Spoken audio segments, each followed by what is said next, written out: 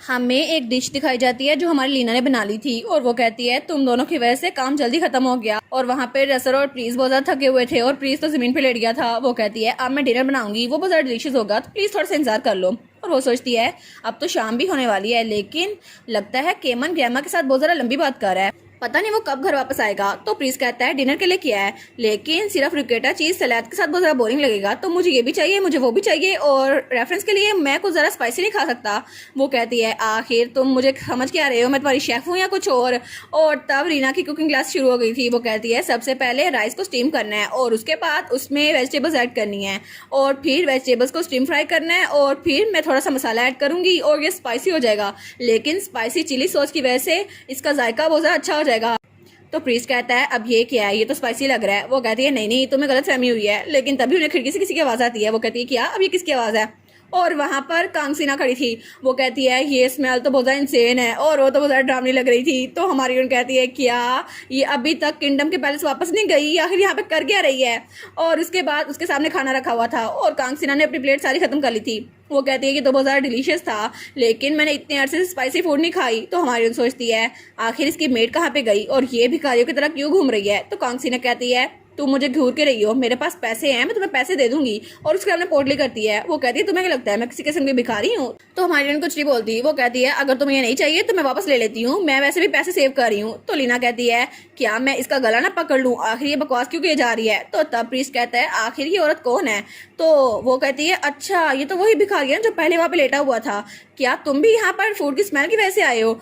तो हमारी उन कहती है ये मेरी एक्स फियांसे की चीटिंग वाइफ है। तो प्रीस्ट कहता है क्या, लेकिन अगर ऐसा ही है तो हम इसके मुंह पे नमक छिड़क के इसको बाहर क्यों नहीं निकाल देते, गॉड भी हमें माफ कर देगा। तो वो कहती है नहीं नहीं पहले इसकी बात सुनते हैं। तो फिर वो कहती है आखिर तुम्हें पता कैसे चला मैं यहाँ पर रहती हूँ, क्या सच में तुम्हें मुझसे कुछ कहना था? तो वो कहती है क्या असल में? और वो सोचती है मैं तो वहाँ से भटक रही थी, लेकिन सर एंड्री भी यहाँ पे नहीं आए और मुझे तो बहुत ज़्यादा भूख लगी है।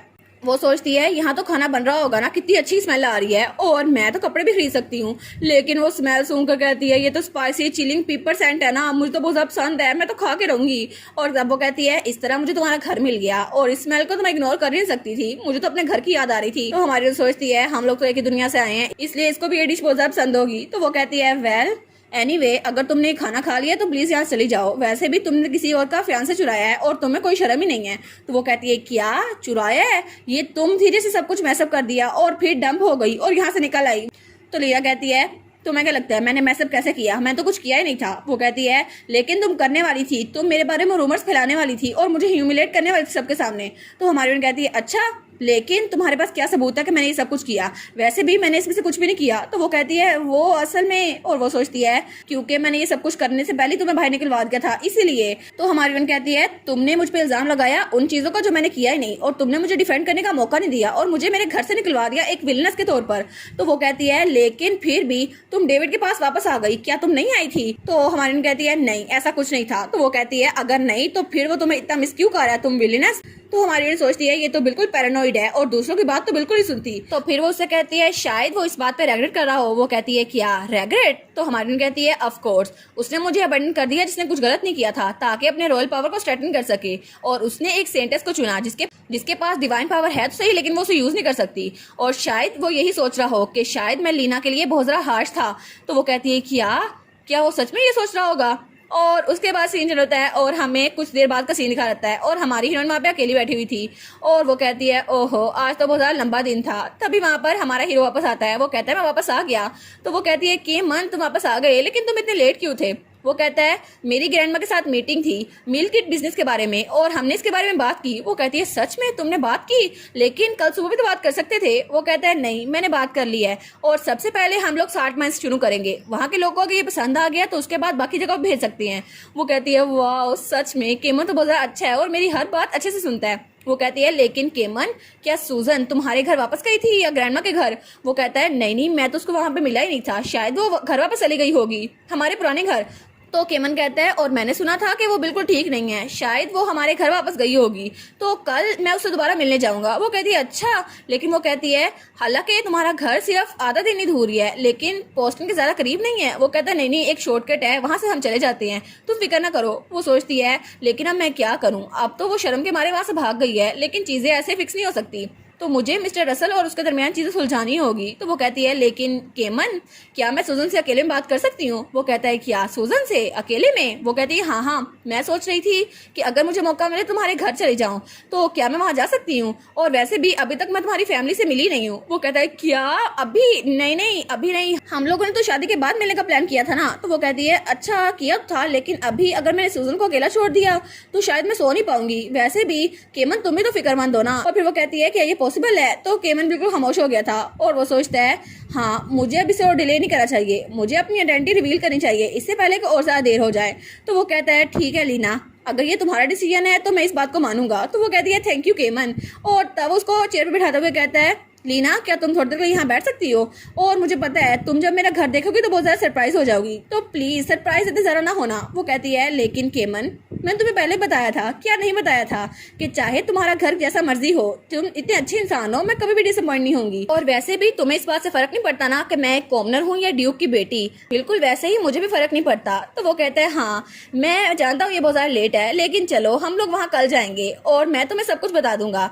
लेकिन वो सोचता है हाँ अब वो वक्त आ गया जब हमारी सिंसियरिटी अब झूठ पे मुबनी नहीं है, चलो मैं लीना पे ट्रस्ट करता हूँ और थोड़ा बहादुर बन जाता हूँ। तो लीना वो थोड़ा ब्लश करी थी, वो सोचती है केमन के लिए बताना बहुत ज्यादा मुश्किल हो रहा है, लेकिन अब तो केमन पहले से ज्यादा अलग लग रहा है। वो सोचती है शायद इसलिए क्योंकि आजकल चीजें बहुत ज्यादा अच्छी हो रही हैं और वैसे भी अब हम सिर्फ दो हैं तो मुझे बहुत ज्यादा ऑकवर्ड फील हो रहा है। तो वो कहता है अच्छा लीना तो तुम्हें लगता है सब लोग यहाँ पर रहेंगे तो बहुत ज्यादा अच्छा लगेगा है ना?